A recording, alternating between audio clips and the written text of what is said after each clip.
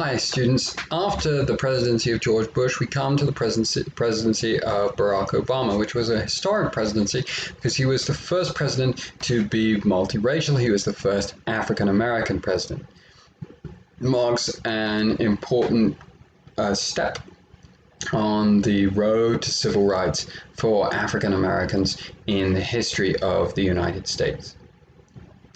Barack Obama became president because George Bush was remarkably unpopular, because Barack Obama was charismatic, was young, was very effective in his use of social media to promote his campaign. As a president, however, he was much more a figure of inspiration than he was a figure of effectiveness. He comes to office in this time of great economic uncertainty. With the collapse of the housing market in the United States, followed by the collapse of markets around the world in what became known as the Great Recession. And Obama responds to the Great Recession by sponsoring, signing, implementing the largest infusion of cash printed by the government and pumped into the economy in the history of the United States. And this infusion of cash, the American Recovery Act, did not, in the end, lead to a fast economic recovery. There were too many government taxes, inflation was too high, ordinary people generally were holding too much debt for the economy to bounce back immediately or to bounce back quickly. But it did mean that the economy did not falter any further, or did not falter much further. So it's not that effective, but it prevents a worse outcome. Obama's landmark initiative was the passage of government-funded health insurance. Remember that Bill Clinton had tried to pass this in the 1990s and been unsuccessful. Barack Obama is successful in passing this measure, which is passed as and approved by the Supreme Court as tax.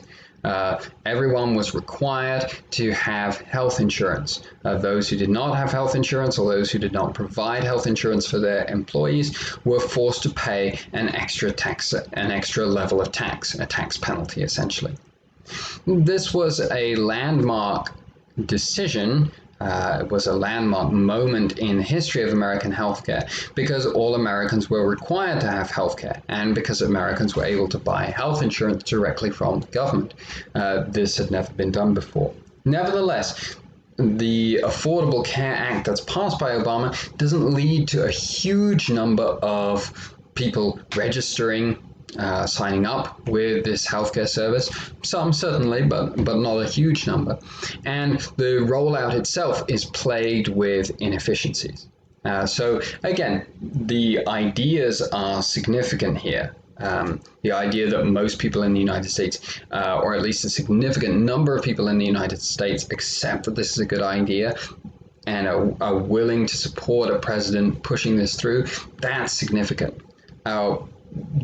Any sense that this solves the healthcare problems in the United States is obviously incorrect. So it's much more about the ideas that are being promoted and are being established in American political consciousness than it is about the events themselves.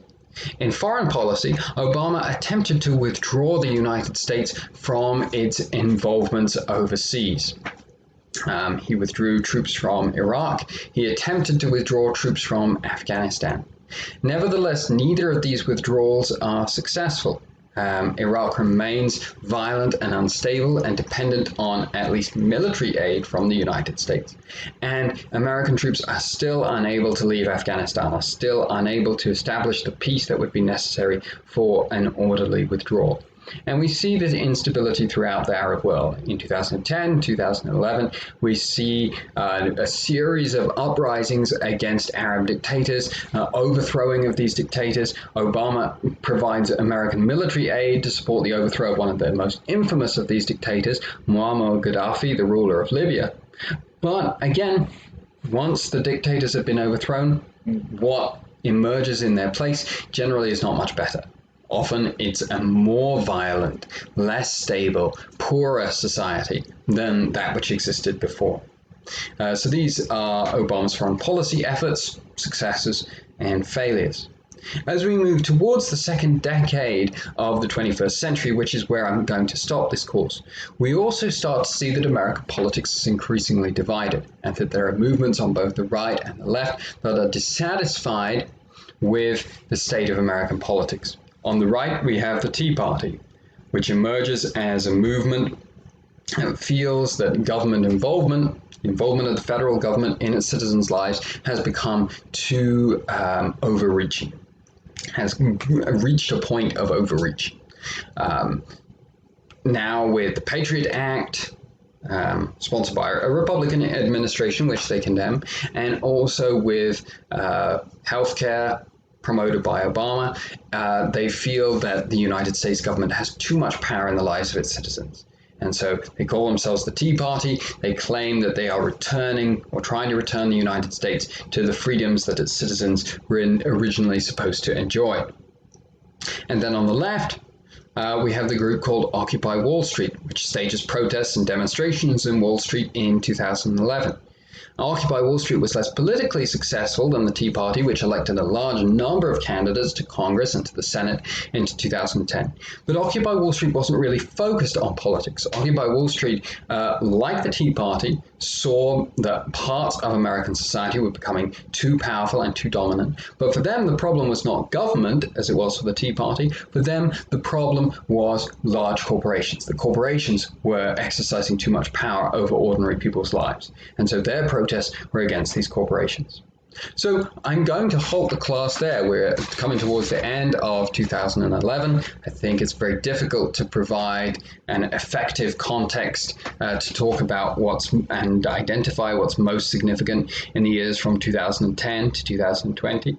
But we come to an end with the same tension in American society. It's part of what makes American history so interesting, is that we see this ongoing tension between how much power the government should have and how much freedom individual citizens should have.